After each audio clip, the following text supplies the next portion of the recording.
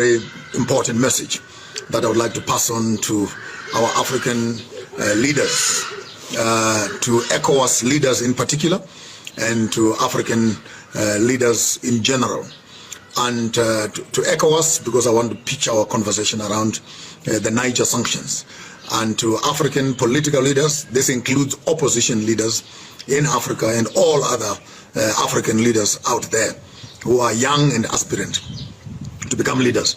And I would speak in the context of South Africa, I would speak in the context of Uganda, I'm speaking in the context of Namibia, Zimbabwe in particular also, and other African nations also in general. Now I'll start off first with the sad news that we've had about sanctions that have been pushed forward to Niger from ECOWAS. ECOWAS, which is the Eastern Africa, East, South, Eastern African, Western, whatever, trade platform that they've created out there, as contrasted to SADC in the South and etc. That now they're cutting off resources and cutting off supplies into Niger. And what these organizations must remember, number one, it is that those sanctions that they are putting forward, they will only go to damage and destroy their fellow African people. And it is not right that you will make the poor people suffer, because sanctions by nature, they're intended to put pressure on the government and force the regime that is in power to hand over power back to the colonial system. Now we have known for the longest of time, Burkina Faso, Togo, Mali, Senegal, Niger, and many of the Francophone countries have been for the longest of time being forced to put more than 85% of their annual taxes and monies into the French banks, and then when they want the money back, they must be paying interest. I think Mama Chihombori did a brilliant program on that. You can Google it up and check it out. She used to be the United Nations, the representative of Africa on the United Nations space there, on the Africa Union, sorry. And having said that, sanctions have never been to the advantage of the local people, because when you cut down the resources on the local people, it is a foreign agenda, because the commercial and business interests of the West are being challenged. And France was very clear, and even Biden this morning was very clear, that Niger must expect a very strong repercussion for the decisions that she has made. And that decisions means that there may be interventions that are coming to restore the American interests, to restore the French interests.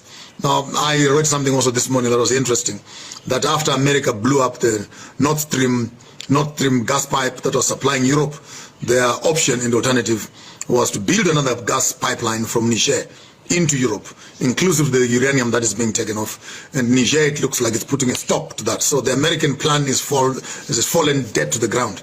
The Nord Stream is no longer working. The Niger pipeline is no longer working.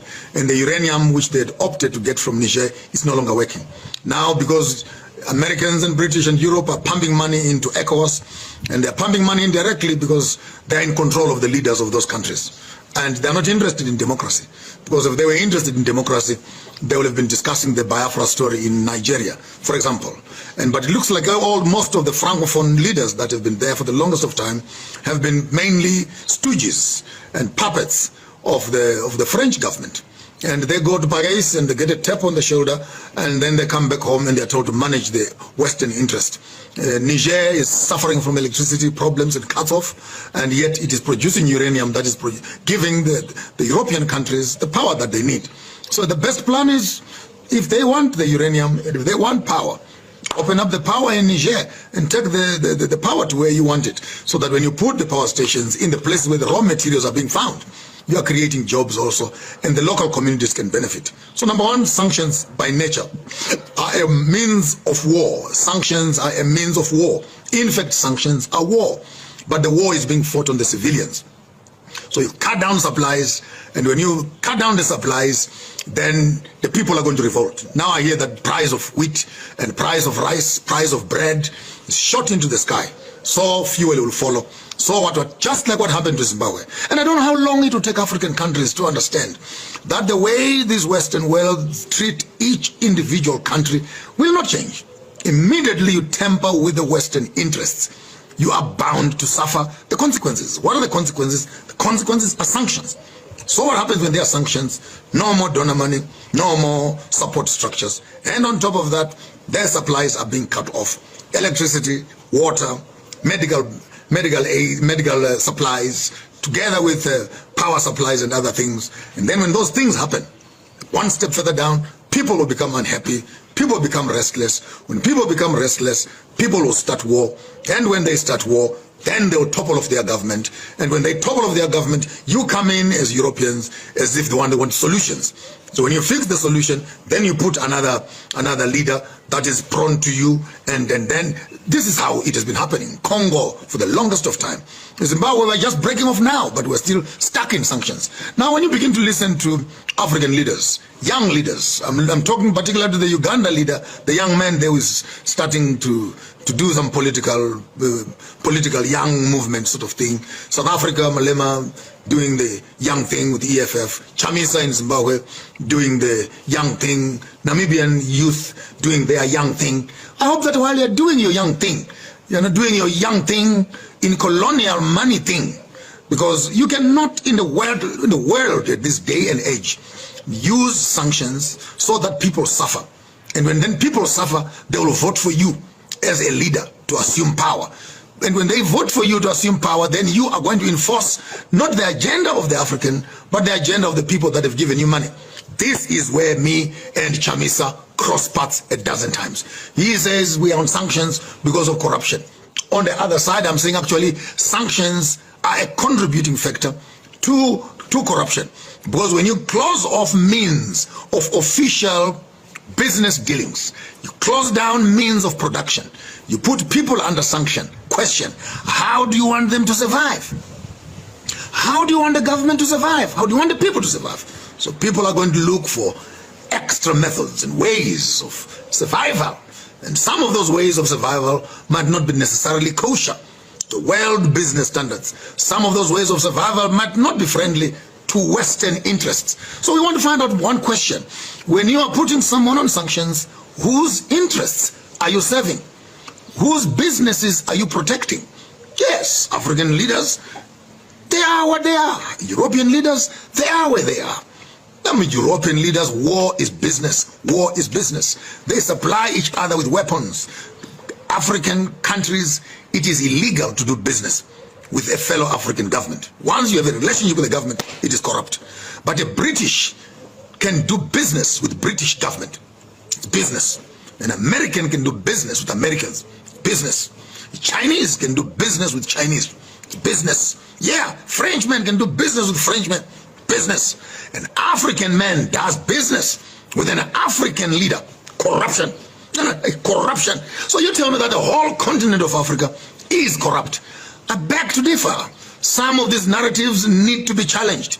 That it is okay within the armpits of good appetite and good governance, that we should need to develop African leaders who can do business with government and make sure those government deals are safe and secure, free from questions and etc. But yes, it is okay for them to do business with fellow African people. Because if we don't do business with them, who will do business with them? Government is the biggest supplier in any country, and if you are still doing business with private sector and you're not doing business with government, I don't think you've started being serious in any way possible. So we need to start correcting this narrative of it is illegal for an African person to do business with African leaders. And point number two that I want to raise, and Nigeria, yes, Nigeria needs to start thinking very seriously, because the president of Nigeria is actually the head of ECOWAS. And if ECOWAS is putting Niger into sanctions, and I think that he's being very irresponsible, very irresponsible. And I think the president of Nigeria needs to start thinking seriously about the Fulanis and the Biafra in that space, and make sure that he preaches, oh, we have our democracy institutions are being challenged. And when you are sitting in that office, you have not even followed one rule of those democratic processes. Method number two, something that I also want to mention. I want to appeal to the president of Zambia. I want to appeal to the president of Zimbabwe. I want to appeal to the president of South Africa and other African countries, Rwanda and Tanzania. And that, guys, as presidents, please. I know in Zimbabwe right now we have surplus grain. We have surplus wheat that is there. Is it okay that when other countries are being put on sanctions, when our brothers are being put on sanctions, that our neighboring African countries, Cameroon, and who have extra food, we can now begin also to stand together as African countries to protect the interest of our own common people. And if we don't do it, we cannot always be waiting for the Western world to be sending relief to our African countries. It's time now we tell, number 3, we tell all African presidents who are in support of Western sanctions that your day is coming. What you see is starting to happen right now on the African continent. The young people are becoming restless. The young people are becoming impatient. You as African leaders, you have lied for too long. You've lied for too long. Hey, let's vote for me, I'll do this. Vote for me, I'll do this. I'll protect your interest. I'll do this, I'll do this. Get into power. You forget about the people that put you into power. And you continue to oil the hands of the colonial system. You take your children to study in Paris. Take your children to study in New York and in America. Take your children or take your wives to hospitals in Singapore, in China, in Malaysia. But the common people cannot afford those things. And we have been watching for the longest of time. And we will not stop, particularly I will not stop proclaiming this message that time of lying is over. And if you would listen to me very carefully, honorable presidents, stop oiling the hands of Western and European business people who come to you in the night with briefcases of money, who will call you into their countries, come to your hotels with briefcases of money and corrupt. Here, will help you set up a business here. Put your wife and child as proxy. Take some of the money, put it here, will help you to grow and etc. And destroying your own people to supply and oil your own interest. I think for the longest of time, this kind of behavior has been allowed to continue. So I'm here to alert all the young people that when you have a leader, be it a young leader, be it a senior leader, no matter how much you love them, as long as they support the colonial mandate, the colonial moratoriums, the colonial sanction language, if you hear any African leader who says, yeah, to the Americans, yeah, to the British, when, yeah, to the French, or to the Russians, or to the Chinese, and whatever they are yaying for is destroying common people, you must know that that leader has got a serious problem. Because the interest of this world is not African interests. If they were interested in Africa, by now, poverty, hunger, disease, malaria, I mean, even vaccines for AIDS, HIV, they are there in Europe. But those vaccines will never make their way into Africa. Because Africa must continuously be a problem child who must just be given tablets. And if in case you die or you don't die, but there are vaccines available right now, which will not make their way out into the common market. For what reason? Only the people who have them know better. So we cannot in Africa in this day and age tolerate any leader. We cannot tolerate any leader who continues to be a puppet of Western powers to abuse our own local people. That time is up. Purely African for Africa is for Africans. And it is time now that as African countries, particularly you as African children, we need to start talking together, working together, supporting each other, putting our voices together to build the Africa that we want. We need to start mobilizing ourselves into this common good interest. I promise you, and I will say it again, if the war breaks out in Niger, I am going personally to Niger to join that army there. I would rather die as a soldier standing than live as a poor servant and slave on the colonial system. It is time as Africans we begin to think together, work together, act together, support each other, particularly on issues of national interest. Because when national interests are tampered with, the sovereignty of countries is tampered with. And there's no way Africa can community of people as long as our politics is being managed by foreign external people who even have the confidence of getting on media spaces and say, we are coming there because we want to protect our interests, our businesses, we want to protect our interests. But how did your interests end up in our countries? How did we become so important in your business, yet we are not important to ourselves? How did our resources become so important to you that they will even call for your army to come here to our country to protect us from ourselves? That's quite interesting. You leave America to come to Niger to fight the people of Niger because you want to protect interests. Whose interests? American interests. Now, in which ship, in which aeroplane did your interests fly from Washington to Niger? That you must now come here to Niger to protect your interests. Now we know there's no interest here. This is business. This is oil. This is business. This is uranium. This is business. These are our resources, gold. This is business. So the only interest you can be talking about is your business interest. So now you understand, ladies and gentlemen, that African countries are being managed by multinational companies that are in those countries. And these multinational companies stand lots of support from their mother bodies and their countries of origin. McDonald's, KFCs, Coca-Colas, Anglo-Americans, and all these companies that we have out there who are actually not African companies, but international companies. They belong to who? They don't belong to the government of America. No. They don't belong to the government of France. No. These companies are heavily invested with the World Bank, invested with IMF monies that are locked in there, invested with BlackRock, invested with the Oppenheimers, the Rothschild, invested with this cabal. If you think it's a conspiracy, think twice. All your presidents who are not sovereign, they report not to the government, but they report to this body that runs the finances of the world. You could have heard of the New World Order as if it's a conspiracy. It's not a conspiracy.